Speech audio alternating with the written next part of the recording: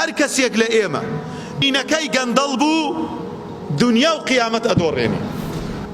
بە ئەڵڵا هەر کەسێک دینەکەی گەندەڵ بێ لە گەورەترین مزگەوتەکانە وتار بدا خەڵکی گوێی لێ ناگرێت.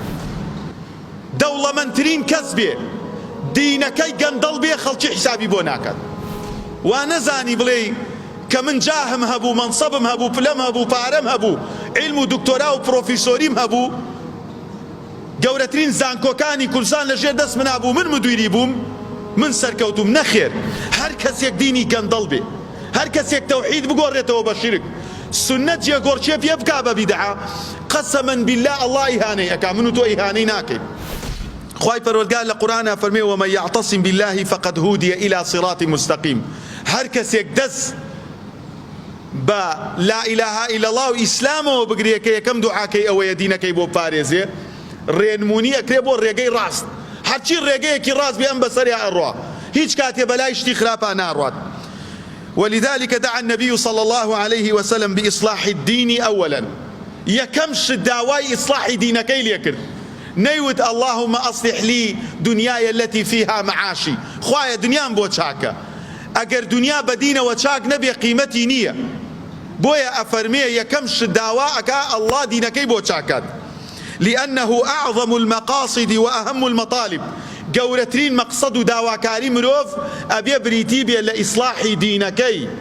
ئەگەر ئیسلاحی جیرفانی هەبوو پێش دین حرامخۆر ئەبێ، زوڕیەتێکی زۆری هەبێ بەبێ دین بێ تەربیەت ئەبن مناڵەکانی. خۆشەویستان، گەورەترین مەقسەد، گەورەترین مەطالیب کە مەطلبی پێغەمبەر بووە عەلەیهی سەڵات وەسەلام ئیسلاحی دینی بووە کە ئیعتیسامی پێوە بکا، کە وەکو ئاڵایەک وەکو مەشخەڵێ لە پێش خۆیەوە بخاتە پێش خۆی بۆی بەرچاوی ڕوون بێت.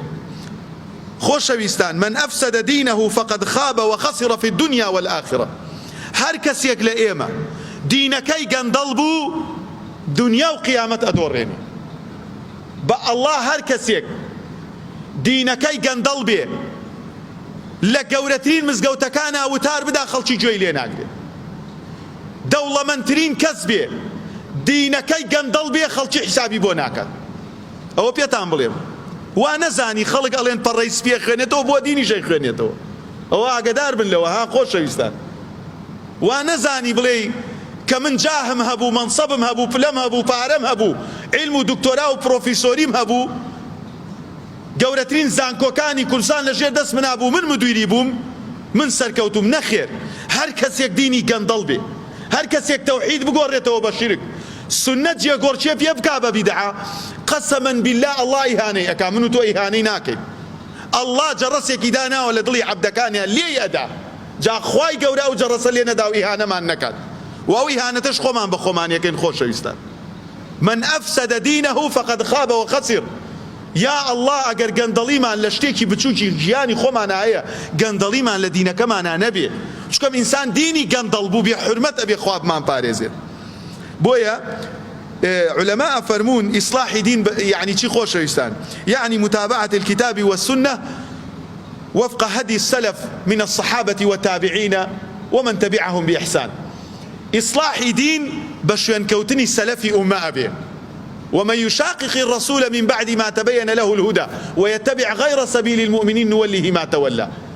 بچی بشوين كوتي بيشيني شاك لهاولانو شوين كوتي هاولانو خير الناس قرني ثم الذين يلونهم ثم الذين يلونهم. پیغمبر اکرم فرمی علیه الصلاة والسلام باشترین چاخو سردم چاخی منه و دوای منیش هاوڵەکانم و دوای ئەوان، يعني دوو جیل ئەو جیلەی کەوەها پێ ئەوترێ جیلی زێڕین لە سەردەمی ئیسلامە. ئەوەش بە تو بتەوێ ئیسلاحی دینت کە ئەبێ بگەڕیتەوە سەر ئەوان.